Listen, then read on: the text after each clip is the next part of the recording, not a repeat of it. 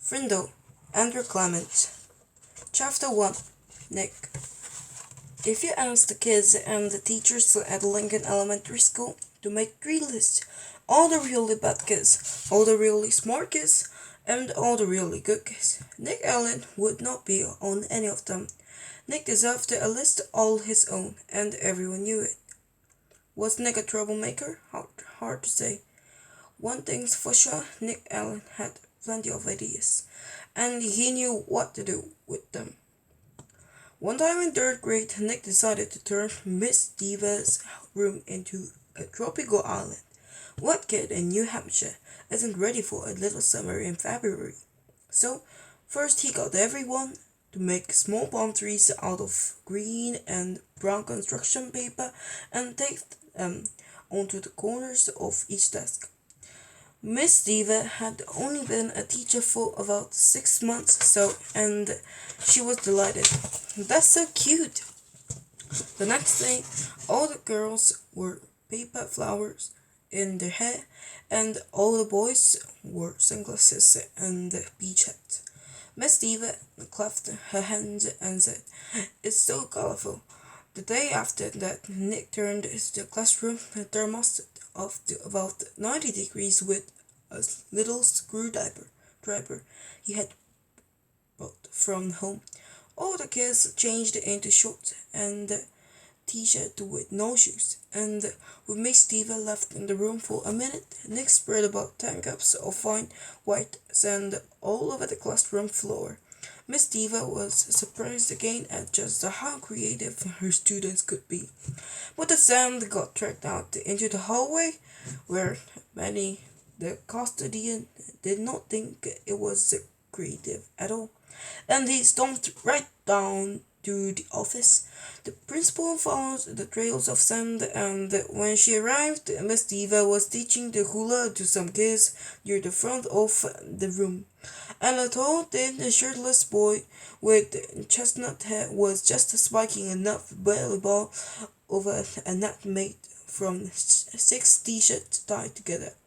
The 3rd grade drift into the down to the South Seas ended suddenly.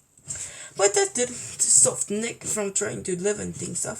Lincoln Elementary needed a good jolt once in a while, and Nick was just the guy to deliver it. About a year later, Nick made great blackbird discovery. One night he learned on a TV show that red-winged blackbirds give this high-pitched chirp when a hawk or some other danger comes near.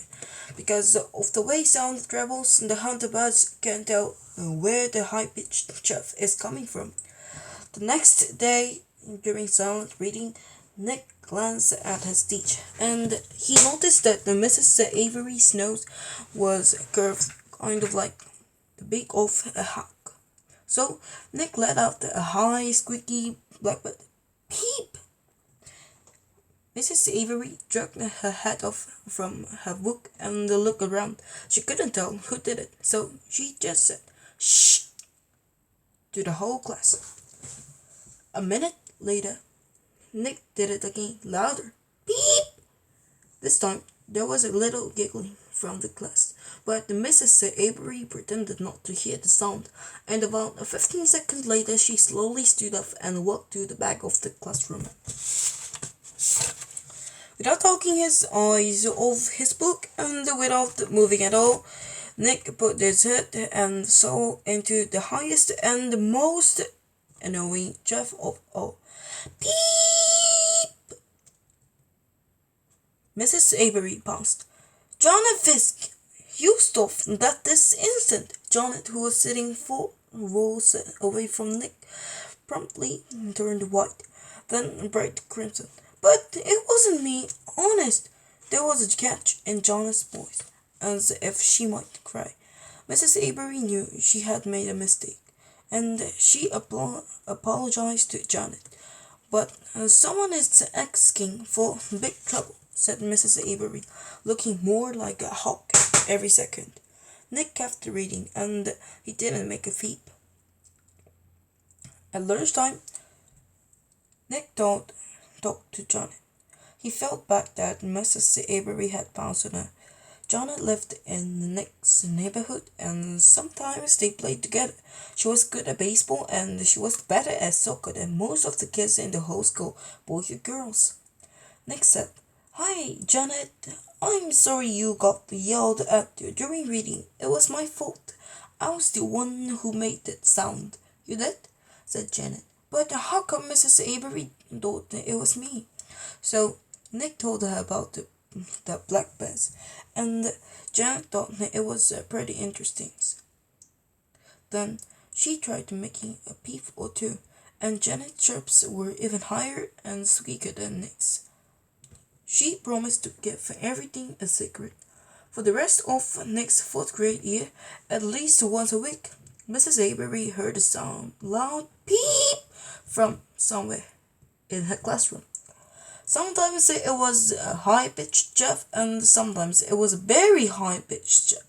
Mrs. Avery never figured out who was making the sound, and gradually she trained herself to ignore it. But she still looked like a hawk to Nick.